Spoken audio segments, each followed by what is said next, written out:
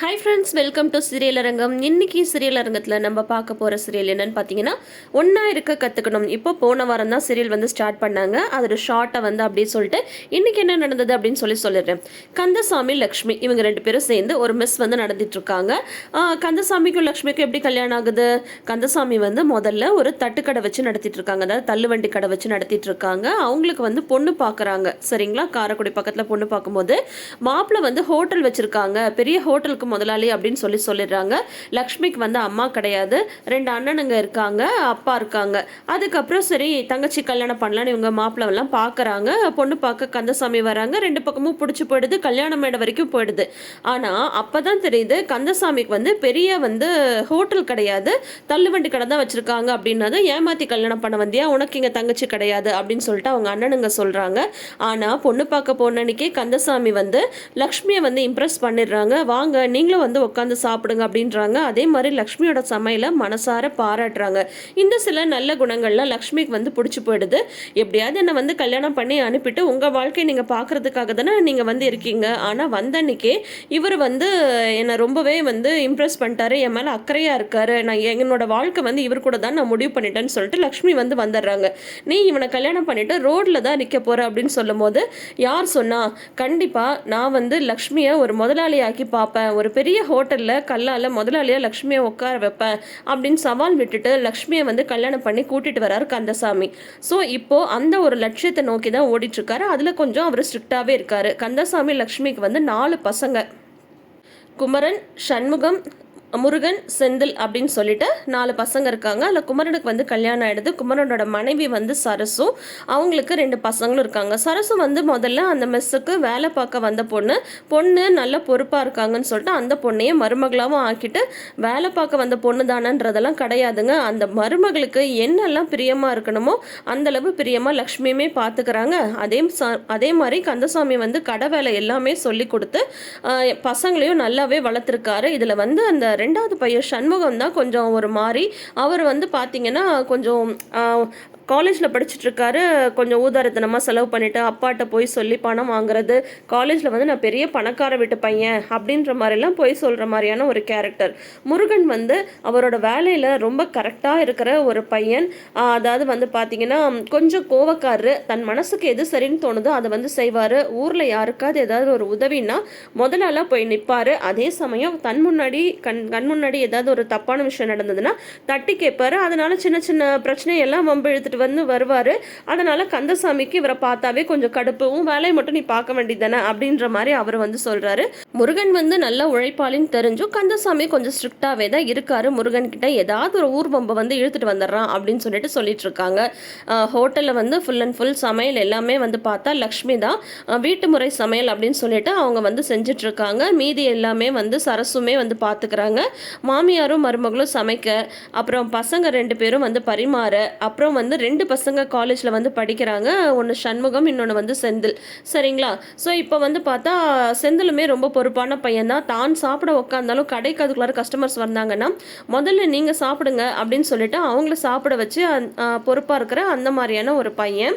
வீட்டுக்கு முதல் மக சரஸ்வதி வந்து வந்தாச்சு இல்லையா? அடுத்தது வந்து பார்த்தா இந்திரா வந்து யாருன்னு சொல்லிட்டு பார்த்தீங்கன்னா வந்து ஒர்க் பண்ணிகிட்டே படிக்கிற ஒரு பொண்ணு. அவங்க ஃபேமிலியுமே கொஞ்சம் கஷ்டப்படுற ஃபேமிலி தான். அந்த பொண்ணுக்குமே அம்மா வந்து கிடையாது. தன்னோட தம்பி தங்கச்சி எல்லாம் வந்து இந்திரா தான் வந்து படிக்க வைக்கிறாங்க. அதே மாதிரி இந்த மாதிரி டெலிவரி கேர்ளாகவும் இருக்காங்க. கிடைக்கிற வேலையெல்லாம் வந்து செய்கிறாங்க.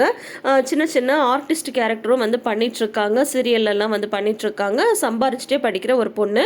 அவங்களுக்கும் முருகனுக்கும் வந்து ஒரு மோதலில் வந்து அவங்க 2 பேரும் வந்து சந்திக்கிறாங்க. அதுக்கப்புறம் வந்து பார்த்தா இன்றைக்கி என்ன நடக்குது அப்படின்றத வந்து நம்ம பார்த்தலாம்.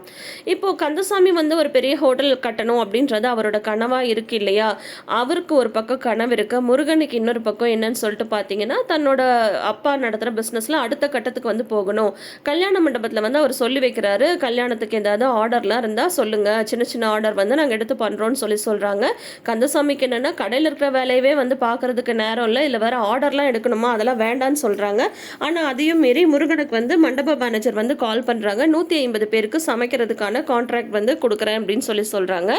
அதுக்கப்புறம் அந்த விஷயத்தை வந்து குமரன்ட்டையும் செந்தில்ட்டையும் வந்து ஷேர் பண்ணிட்டு இருக்கும்போது கரெக்டாக வந்து கந்தசாமி வந்துடுறாரு. வேலை நேரத்தில் என்னடா பேசிட்டு இருக்கீங்க அப்படின்னு இருக்கும்போது இந்த மாதிரி சொல்கிறாங்க, அண்ணனுக்கு வந்து ஒரு கேட்டரிங் ஆர்டர் கிடச்சிருக்கு அப்படின்றாங்க.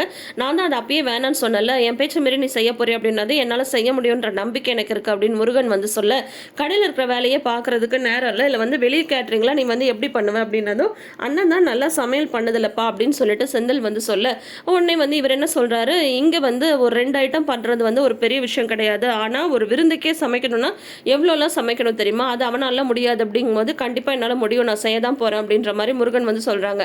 ஆக மொத்தம் நான் சொல்கிற பேச்சஸ் கேட்கக்கூடாது நீ இருக்க அப்படின்ற மாதிரி அவர் வந்து சொல்லிடுறாரு. கந்தசாமிக்கு ஒரு பால்ய நண்பன் வந்து இருக்காங்க, அவர் வந்து ரியல் எஸ்டேட் புரோக்கராக வந்து இருந்துட்டு இருக்காங்க, கணேஷ் அப்படின்னு சொல்லிட்டு அவங்களுக்கு கந்தசாமியும் வந்து சிட்டியில் இருக்கிற ஹோட்டலுக்குலாம் போய் சாப்பிட்டு பார்ப்பாங்க. எதுக்கு அப்படின்னு சொன்னால், நம்ம கட்ட போகிற ஹோட்டலில் என்னெல்லாம் நம்ம வந்து செய்யணும், எந்த மாதிரியான இன்டீரியர்லாம் வந்து பண்ணணும், எந்த மாதிரியான டேபிள்ஸ் வந்து போடணும், எந்த மாதிரியான கட்லரிஸ் வந்து வைக்கணும், அவங்க கொண்டு வந்து வைக்கிறாங்க இல்லையா டிஷ்ஷு, அதெல்லாம் எப்படி கொண்டு வந்து வைக்கிறாங்க, எப்படி பரிமாறுறாங்க, வர்றவங்களை எப்படி ரிசீவ் பண்ணுறாங்க அப்படின்ற மாதிரி டேஸ்டெல்லாம் என்ன இருக்குது, எந்த ஒரு டிஷ்ஷை வந்து அவங்க சிக்னேச்சர் டிஷ்ஷாக வச்சுட்ருக்காங்க, அதை வந்து வர்றவங்க விரும்பி சாப்பிட்றாங்களா அப்படின்னு சொல்லிட்டு இந்த ஹோட்டல் சம்மந்தப்பட்டது எல்லாத்தையுமே நுணுக்கமாக கவனிக்கிறதுக்கு கொஞ்சம் பெரிய பெரிய ஹோட்டல்லலாம் போய் சாப்பிட்டு பார்க்குறத வழக்கமாக வச்சுருக்காங்க. அந்த மாதிரி இன்றைக்கி ஒரு ஹோட்டலுக்கு வந்து போகிறாங்க. அதில் வந்து பார்த்தா நிறைய குறை இருக்குது. போய் உட்காந்து ரொம்ப நேரம் கழிச்சும் வந்து யாருமே என்ன சார் வேணும், என்ன சாப்பிட்றீங்கன்ற மாதிரி கேட்கல. அதே மாதிரி அந்த சர்வர் வந்து அவங்கக்கிட்ட நடந்துக்கிட்ட விதமும் வந்து கந்தசாமிக்கு பிடிக்கல. கந்தசாமியை பொறுத்த வரைக்கும் கஸ்டமர்ஸ் தான் முக்கியம் அப்படின்னு சொல்லிட்டு நினைக்கிறாங்க. வந்து கஸ்டமர்ஸ் வந்து நம்ம கடைக்கு பசின்னு வந்துட்டு அவங்க சாப்பிடாம போகக்கூடாது, அதே சமயம் சாப்பாடு ருசியாகவும் இருக்கணும், நம்மளை வந்து உணவை வேஸ்ட் பண்ணவும் கூடாது அப்படின்ற மாதிரி நிறைய விஷயங்களை வந்து அவர் மனசில் வந்து வச்சிட்ருக்காரு. அதை பற்றியெல்லாம் வந்து கணேசன்ட்ட பேசிட்டு அவர் வந்து ஹோட்டல் கட்டுறதுக்காக இடம் வாங்கியும் போட்டிருக்காங்க. நல்ல ஒரு சென்டரான பிளேஸில் இடம் வாங்கி போட்டிருக்காங்க. நம்ம ஹோட்டல் வந்து இந்த இடத்துல தான் வரணும், அதில் வந்து எப்படியாவது வந்து அந்த ஹோட்டலை கட்டி லக்ஷ்மியை வந்து முதலாளியாக உட்கார வச்சிடணும், என்னால் வந்து லக்ஷ்மியை நல்லா பார்த்துக்கவே முடியாதுன்னு அவங்க அண்ணனுங்க சொன்னாங்கல்ல, அவங்க முன்னாடி நாங்கள் வந்து தலை நிமிந்து வாழ்ந்து காட்டணும் அப்படின்ற மாதிரி மறுபடியும் அதை சொல்லிட்டு இருக்கும்போது அந்த காலி இடத்துல வந்து குப்பையை கொட்டி வச்சுருக்காங்க. பார்த்துட்டு இவர் செம்ம டென்ஷன் ஆயிடுறாரு, நம்ம இடத்துல யாரா குப்பை கொட்டினது அப்படின்ட்டு இப்பயும் நம்ம போய் வீட்டில் இருந்து பசங்களாம் கூட்டிகிட்டு வந்து க்ளீன் பண்ணிடலாம் அப்படின்னு சொல்லும் போது அப்புறம் இந்த குப்பையை கொட்டினவங்களே வந்து வராங்க. இது புறம்போ கிடந்தானே அப்படின்னது ஒரு கோவம் வந்துடுது, இது என்னோட இடம், யார் உனக்கு அப்படி சொன்னது அப்படின்னு சொல்லிட்டு சொல்லவும் முதல்ல இதெல்லாம் க்ளீன் பண்ண அப்படின்றாங்க. சரி இங்கே குப்பை கொட்டாமல் இருக்கிறதுக்கு என்ன பண்ணலான்னு சொல்லும் போது இப்போ வந்து பார்த்தா பாதி இடத்துல வந்து இவர் வந்து காம்பவுண்ட்ஸ் ஒர்க் கட்டியிருக்காரு, மீதி இடத்துலையும் கட்டிடலாங்கும் போது இப்போதைக்கு அது முடியாது, ஹோட்டல் கட்டுறதுக்கு இப்போ தானே பணம் சேர்த்துட்ருக்கேன் அப்படின்ற மாதிரி வந்து கந்தசாமி சொல்லும் போது சரி இந்த இடம் வந்து இந்த மாதிரி லக்ஷ்மி மெஸ்க்கு உரிமையான இடம், இங்கே யாரும் வந்து குப்பெல்லாம் கொட்டக்கூடாது அப்படின்ற மாதிரி நம்ம போர்டு வச்சிடலாம் அப்படின்ற மாதிரி அவங்க ஃப்ரெண்டு வந்து சொல்கிறாங்க. ஸோ இந்த மாதிரியானதான் இன்றைக்கி வந்து விஷயங்கள் வந்து ஒன்றா இருக்க கற்றுக்கணும் சீரியலில் வந்து நடந்திருக்கு. வந்து நாளைக்கான ப்ரமோ வந்து வந்திருக்கு. இந்த சண்முகம் வந்து பார்த்தீங்கன்னா அவங்க அண்ணன் வைஃப் குமரனோட வைஃப் சரஸை வந்து மதிக்கிறது கிடையாது, கடையில் வேலை செய்ய வந்த பொண்ணை தானே மருமகளாக்கியிருக்காங்க, எதுக்கு நம்ம வந்து அவங்கள மதிக்கணும் அப்படின்ற மாதிரி அந்த சண்முகம் வந்து நினைக்கிறாங்க.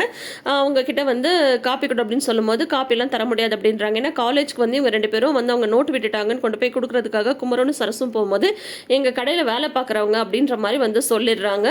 அது வந்து சரசு மனசில் ஒரு வருத்தமாகவே இருந்துகிட்ருக்கு, அண்ணன் இந்த மாதிரி சொல்லிட்டாங்களே அப்படின்னு சொல்லிட்டு இவங்க முடியாதுன்னு சொன்னதும் லக்ஷ்மி கிட்ட வந்து திட்டுறாங்க சண்முகம், கடையில் வேலை செய்யறதுக்கு திமிர பத்தியா, கடையில் வேலை செய்ய வந்தவங்க எனக்கு வந்து அண்ணி ஆகிட்டா இவங்களை வந்து நான் வந்து மதிக்கணுமா, வேலை பார்க்குற பொண்ணு தானே அப்படின்ற மாதிரி இவங்க வந்து ரொம்ப ஒரு மாதிரி பேசிடுறாங்க. லக்ஷ்மிக்கு செம கோவம் வந்துடுது, சரசுக்கு வந்து ரொம்ப கஷ்டமாக போயிடுது. லக்ஷ்மி வந்து உடனே அடிச்சிடுறாங்க, யாரை பார்த்து என்ன வார்த்தை பேசினா, அவ உன்னோட அண்ணி புரியுதா, எனக்கு சமமானவ, இனிமேல் அவளை பற்றி இந்த மாதிரி ஏதாவது பேசினா நடக்கிறதே வேற அப்படின்ற மாதிரி லக்ஷ்மி வந்து கண்டிக்கிறாங்க. இந்த ஒரு ப்ரமோவோட இன்னைக்கான எபிசோட வந்து முடிச்சிருக்காங்க. ஸோ ஒன்றா இருக்க கற்றுக்கணும் இந்த மாதிரியான ஒரு ஹோட்டல் பேஸ்டு ஸ்டோரியாக தான் போயிட்டுருக்கு. ஃபேமிலியாக சேர்ந்து ஹோட்டலை வந்து ரன் பண்ணிகிட்ருக்காங்க. அதில் அவங்க என்ன மாதிரியான கஷ்டங்களை பார்க்குறாங்க, என்ன மாதிரியான சவால்களை வந்து பார்க்குறாங்க அப்படின்றத தான் ஸ்டோரியாக கொண்டு போயிட்டுருக்காங்க. ஸோ பார்க்கலாம் போக போக இந்த கதை எப்படி வேகம் எடுக்குதுன்னு சொல்லிட்டு உங்களுக்கு இந்த வீடியோ பிடிச்சிருந்தா வீடியோக்கு ஒரு லைக் கொடுங்க. ஒன்றா இருக்க கற்றுக்கணும் சீரியலை நீங்கள் பார்த்துட்ருக்கீங்கன்ற மாதிரி இருந்தால் கமெண்ட் செஷனில் அதையும் தெரியப்படுத்துங்க. தொடர்ந்து இந்த சீரியலுக்கான ரிவ்யூ நம்ம சேனலில் நம்ம தொடர்ந்து போடுறதுக்கு ட்ரை பண்ணலாம். தேங்க்யூ.